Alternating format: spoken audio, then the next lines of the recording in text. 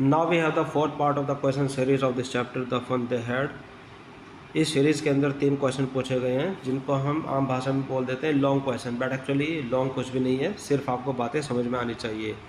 इसमें पूछा गया कि जो भी आपके आंसर्स होंगे वो 100 से 150 वर्ड्स के अनुसार होने चाहिए।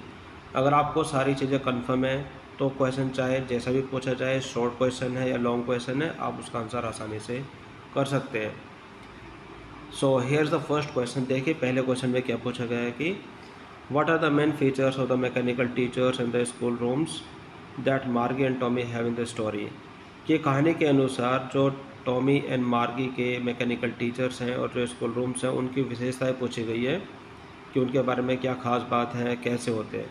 तो जैसे कि हम इस वाले चैप्टर में पढ़ चुके हैं, टॉमी और मार्गी के जो टीचर्स थे वो मैकेनिकल टीचर्स थे, वो कोई ह्यूमन बीइंग नहीं थे। उनको अपनी सारी स्टडीज़ कंप्यूटर स्क्रीन या फिर टेलीविज़न की स्क्रीन पर स्टडी करनी पड़ती थी और उनको स्कूल में नहीं जाना पड़ता था। उनको सभी तरीके की जो एजुकेशन है सब अपने घर में बने स्कूल रूम के अंदर मिल जाती थी। और जैसा कि एक पुराने टाइम के स्कूलों के अंदर होता था कि सभी बच्चों को एक साथ बैठना होता था, बट इनके स्कूलों में कभी भी ये सभी एक साथ नहीं बैठते थे। सबको इंडिविजुअली स्टडी यानी कि अलग अलग ही स्टडी करनी पड़ती थी। और जो उनकी किताबें थी वो किताबें टेली बुक्स होती थी जो कि हमेशा स्क्रीन पर ही प्रेजेंट की जाती थी।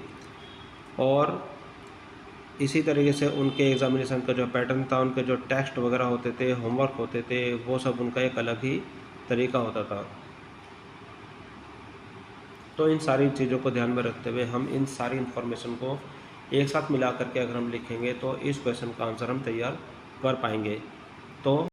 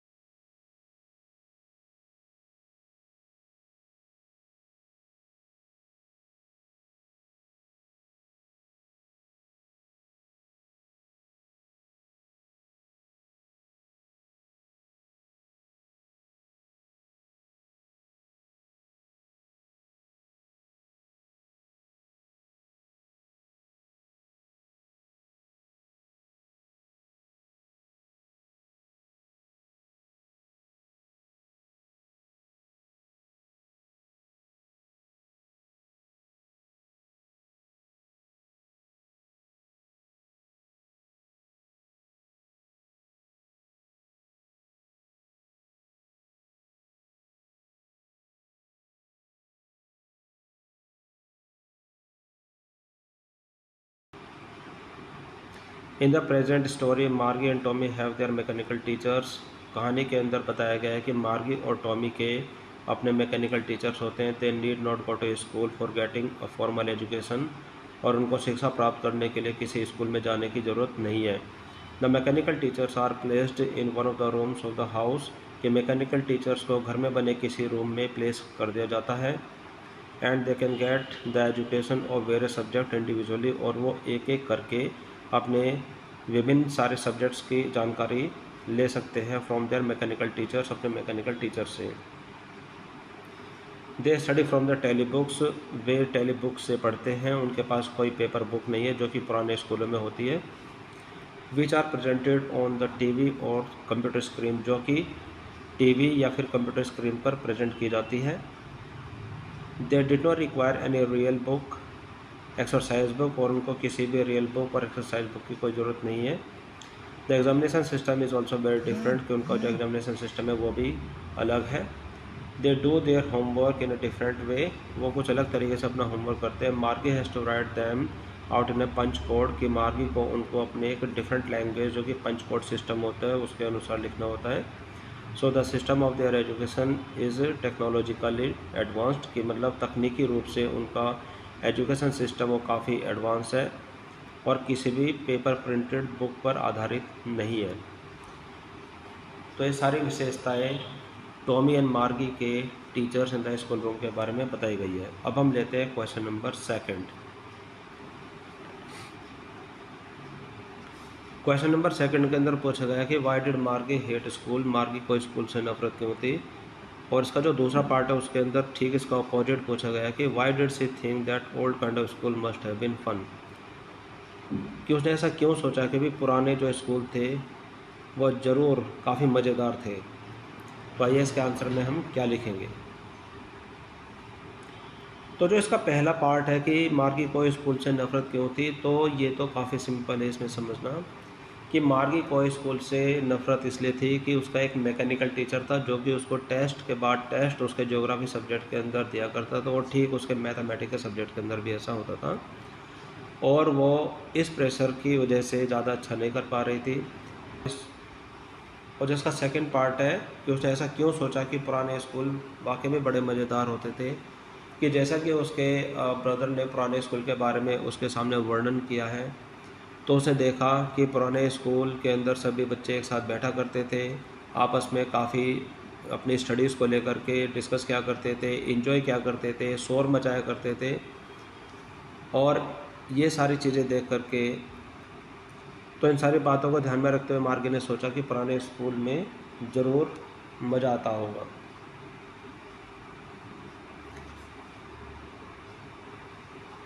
तो आइए अब हम इन सारी चीज़ों को ध्यान में रखते हुए इसके आंसर को बनाने की कोशिश करते हैं। ध्यान से देखते रहिए।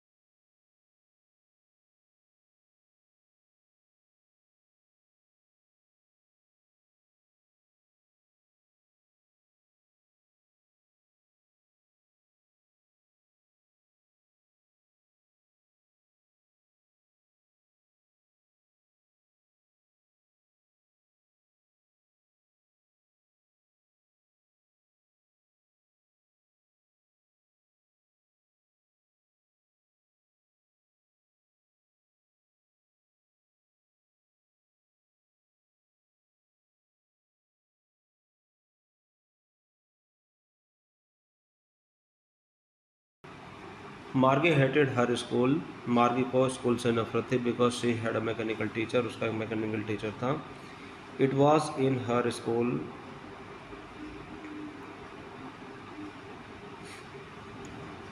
It was in her house, वह इसके घर में था।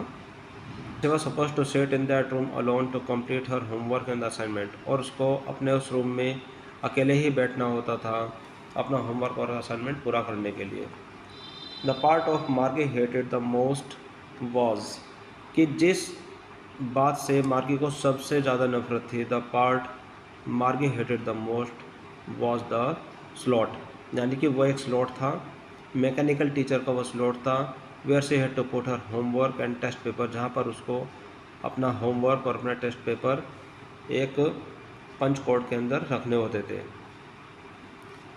और जो दूसरा पार्ट है क्वेश्चन का, उसका आंसर ये है कि she thought that old school must have been fun, कि मतलब उसने सोचा कि पुराने जो स्कूल थे वो ज़रूर मज़ेदार रहते होंगे, because the students use to sit together in the classroom, they had to go to school together, हम इसमें ये लाइन भी ऐड कर सकते हैं कि सभी स्टूडेंट्स को स्कूल में जाना होता था,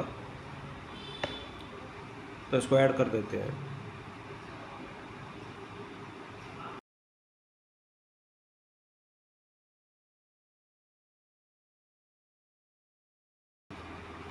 ये देखें, हमने ये लाइन को ऐड कर दिया है, तो इसके अंदर हमने देखा she thought that old schools must have been fun, कि पुराने स्कूल ज़रूर मज़ेदार होते होंगे, because the student use to sit together in the classroom, कि सभी स्टूडेंट्स को एक साथ क्लासरूम में बैठना होता था। All all the students went to school, सभी स्टूडेंट्स स्कूल में जाते थे। They enjoyed, laughed and shouted in the school yard, वो वहाँ पर इंजॉय करते थे, शोर मचाते थे स्कूल यार्ड में। Student needed company of one another to enhance their knowledge. देखिए, इसमें एक बात खास तौर से बताई गई है कि स्टूडेंट्स को अपने नॉलेज को इन्हांस बढ़ाने के लिए, अपने नॉलेज को तेज़ करने के लिए एक दूसरे की कंपनी की, यानी कि एक दूसरे के साथ बैठने की ज़रूरत होती है, एक दूसरे के साथ डिस्कस करने की ज़रूरत होती है। अगर उन स्टूडेंट को अलग से बैठा दिया जाए, यानी कि उनको एक ऐसी जगह पर बैठा दिया जाए जहाँ पर वो बिल्कुल अकेले हैं, इफ़ दे आर आइसोलेटेड, अगर उनको अलग रख दिया जाए, they get depressed and dejected, way depress हो जाते हैं और उदास रहना स्टार्ट कर देते हैं। They may lose their focus from their study, और साथ साथ वो अपनी स्टडी से अपना फोकस भी खो सकते हैं। क्वेश्चन नंबर 3 के अंदर पूछा गया है कि do you agree with Mark that school today are more fun than the schools in the story, give reasons for your answer. ये इसके अंदर ये पूछा गया है कि जो आज के स्कूल हैं और जो स्कूल स्टोरी के अंदर बताए गए हैं, उनके मुकाबले, उनकी तुलना में आज के स्कूल काफ़ी मज़ेदार है, जिसके अंदर हम और आप सब मिल करके पढ़ाई करते हैं। कारण बताइए और अपने आंसर को सपोर्ट कीजिए। यानी कि इसमें अब आपको ऑल ओवर पूरे चैप्टर के अंदर जो भी कुछ आपने पढ़ाई लिखाई की है, जो भी आपने कुछ समझा है, उसको ध्यान में रखते हुए आपको सिर्फ अपने विचारों को इसमें प्रकट करना है कि आपको क्या लगता है कि आज के जो स्कूल है जिसमें आप स्टडी करते हैं, वो भविष्य के स्कूलों से ज़्यादा मज़ेदार है, ज़्यादा अच्छे हैं। तो इसके बारे में आपको क्या लिखना है। तो पहले हम इसका आंसर लिख लेते हैं, फिर उसके बाद एक्सप्लेन करते हैं।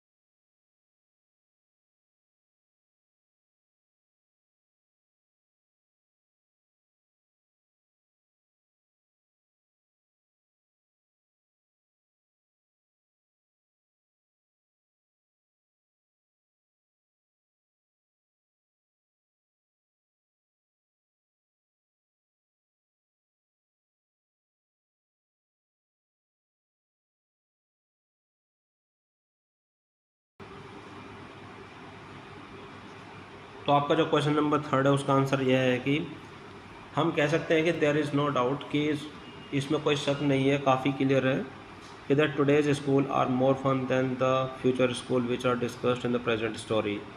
कि जो प्रेजेंट स्टोरी इसके अंदर बताया गया कि आज के स्कूल फ्यूचर स्कूल की तुलना में काफ़ी मज़ेदार हैं और वे काफ़ी अच्छे हैं। आप इस पैरा में इसको समझ सकते हैं। उसके बाद इसके अंदर बताया गया है कि this kind of school have nothing but mechanical teachers.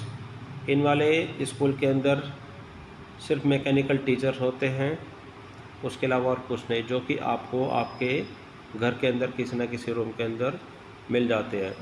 और उनके अंदर कोई भी इमोशंस नहीं होता, कोई भी फीलिंग नहीं होती, उनके अंदर वो एबिलिटी नहीं होती। They don't have the ability to understand the psychology of the students.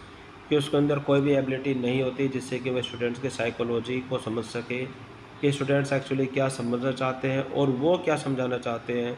वो बॉन्डिंग कभी भी मैकेनिकल टीचर्स और स्टूडेंट्स के बीच में कभी नहीं बन सकती। ज़्यादातर वे स्टूडेंट्स को उनके एडजस्टेड मोड के द्वारा समझाने की कोशिश करते हैं, but today's school work for the all over development of a child.